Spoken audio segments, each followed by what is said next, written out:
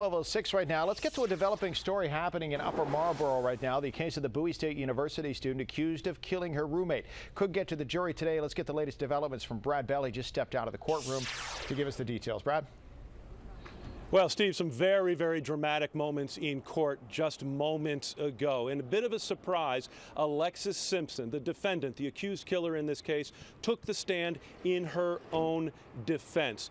Sobbing, she said at the very end of her testimony, "I had to defend myself. I was scared." Now, she described her entire relationship with the victim in this case, Dominique Frazier. She said from the moment they met on the first day, move-in day at Bowie State, there seemed to be something awkward. She described several encounters that grew increasingly hostile, and she painted herself as an innocent victim here who was just getting picked on by the much larger, taller and heavier Dominique Frazier. And then she talked about that fateful night, September 15th, 2011. She said she was awakened from her nap by music in the bathroom. She went into the bathroom while she was on the cell phone, turned down an iPod. She said that triggered everything. At that point, she said Dominique Frazier came in, said, "Why'd you turn off my music?"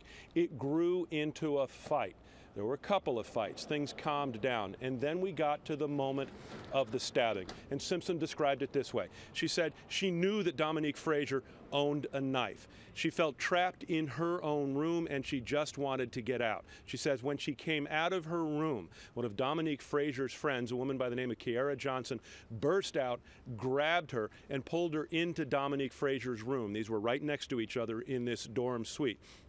Simpson said that at that point she had picked up her own little pocket knife. It's the first time we've heard the actual weapon described, a small pocket knife, she said. And she says while she was getting jumped in Dominique Frazier's room, she started swinging this knife wildly.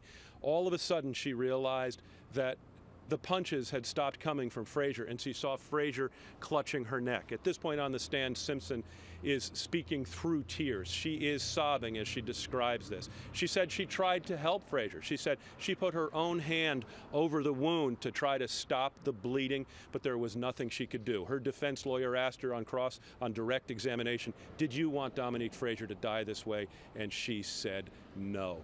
Now, the court is in a brief break right now. Cross-examination will be coming up. We'll have much more on this later on ABC 7 News at 5. Back to you. All right. Sounds like it's going to be quite the powerful cross-examination. Brad, thanks for the details. It's